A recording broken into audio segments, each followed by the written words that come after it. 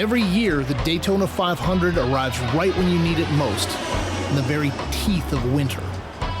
Just beyond the high banks of the track, though, is a whole different world. We'll cruise over the sand that's flat and fast and unlike anywhere else on Earth. You'll hear how a band of visionaries willed NASCAR into existence. We'll cruise the waters around the track, throwing out lines and telling a few fish tales along the way. Look at that. Beautiful Florida redfish. We'll take you to a classic snack bar that serves up the finest chili dogs for miles.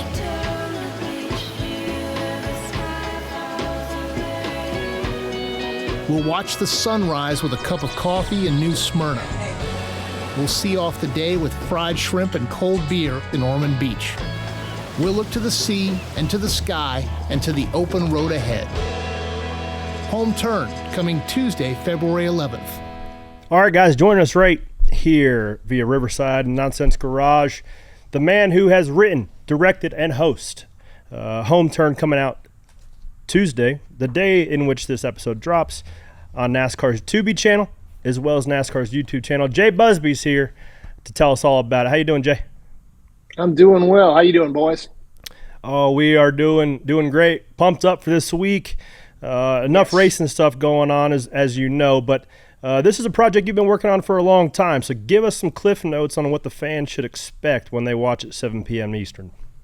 Yeah, this is a project that we wanted to tell the story about what happens, what the world is like around Daytona. I mean, drivers, crew, media, we all kind of stay in this little bubble when we're at Daytona. You know, we'll go to the track and then we'll go to the Krispy Kreme that's right down the road from the track, or the Steak and Shake or whatever. We know that little route well, but there's so much else outside the track. There's so much, particularly at Daytona, there's so much history. As we know, the flat sands are the birthplace of speed. And so we'll tell that story.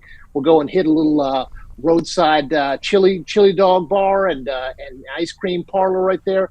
We went fishing. We went to some seafood restaurants. We talked to a whole lot of people just to get the vibe of Daytona, because it's a really special place. And the track is the centerpiece of it, but there's so much that radiates outward from there. Yeah, I think it's a great point, because everybody thinks of Speed Weeks and you think of the racetrack, but like Corey and I will be down there from Tuesday on, and we start to get a little adventurous. Especially last year, we went to a museum with the kids when it rained out. But I think one thing that we like to do is go to the Garlic every year, because we stay down in Smyrna. What would you say is, without giving away too much of the show, what was your favorite place to eat down there? Was there anywhere that caught you by surprise?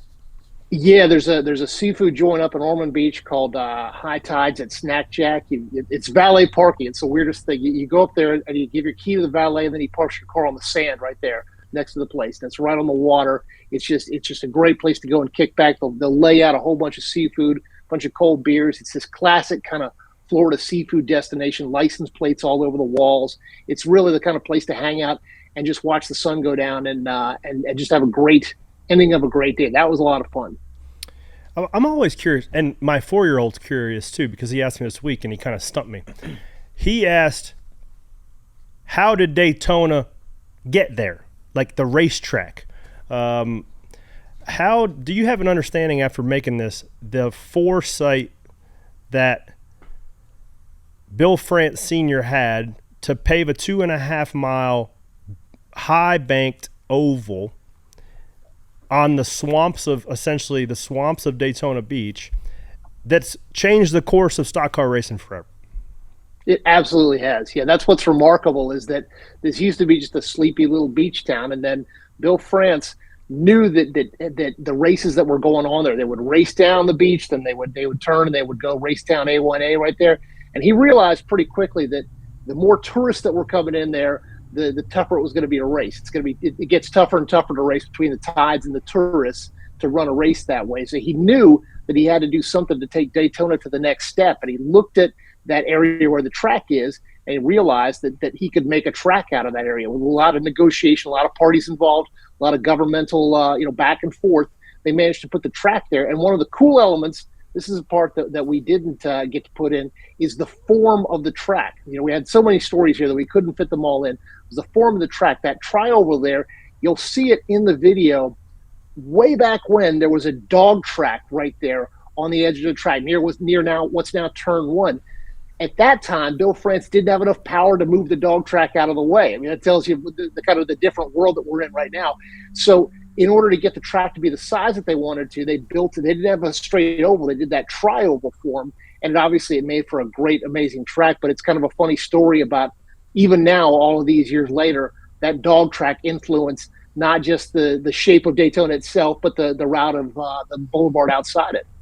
So we see Daytona now, it's obviously a tourist destination, and there's so much more around it than the racetrack. But you've obviously had to spend a substantial amount of time down there doing this show and just the research into it. How ingrained into Daytona's DNA is the racetrack and the Great American Race itself? Like, how proud are the people down there of this? I mean, maybe the best way to think about it is just think about what it sounds like when the race is going on. And we may not hear this, we're inside the track when it's going on, but when you're 6-10 miles away, you can hear the sound of the race. And that's kind of a good metaphor for it. The race blankets the entire area. It all is influenced by the race, and everyone is influenced by Speed Weeks. And they want to know what's going on. They want to keep up with what's going on. But there's also, 51 other weeks a year where this place is just a really vibrant and growing beach town. It's ebbed and flowed. We talk a little bit about spring break. MTV's Spring Break was there for a while, and for a while, Daytona was synonymous with all of these, college kids coming and basically trashing the town until Daytona said, all right, that's about enough of that. But there are so many little identities that Daytona has had. I think that obviously the race is the main one, but there are a lot of other elements. That's what makes it such a fascinating place. What other venues or markets on the NASCAR schedule do you think taking a home turn next to is what your wish list is? Oh man, I mean, we could all make the list. I want to start with Darlington. Not just the origins of the track and how it's shaped, but all of the world around it. There's so many cool stories there.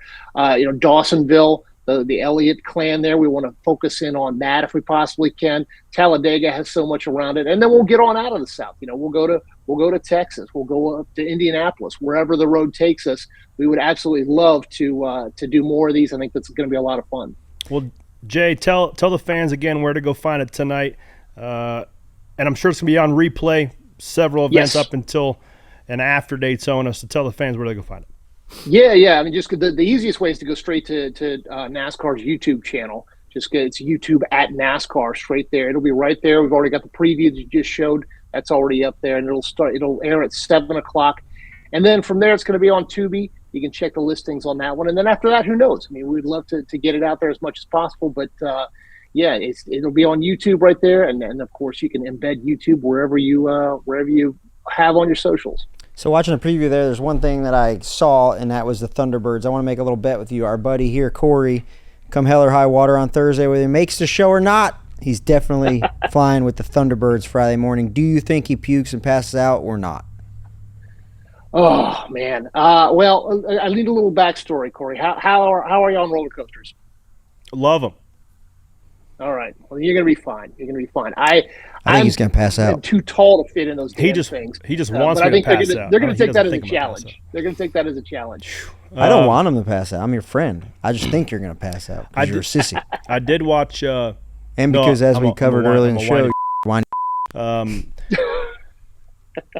I watched Top Gun Maverick. I did watch Top Gun Maverick last night, so I feel like I'm prepared. I feel like I know everything. I was going to say that's your prep. That's all you need. It's not that different from watching a movie. I just need the one. Need the one shot, and just freaking launch me out of here, and pull 8 Gs.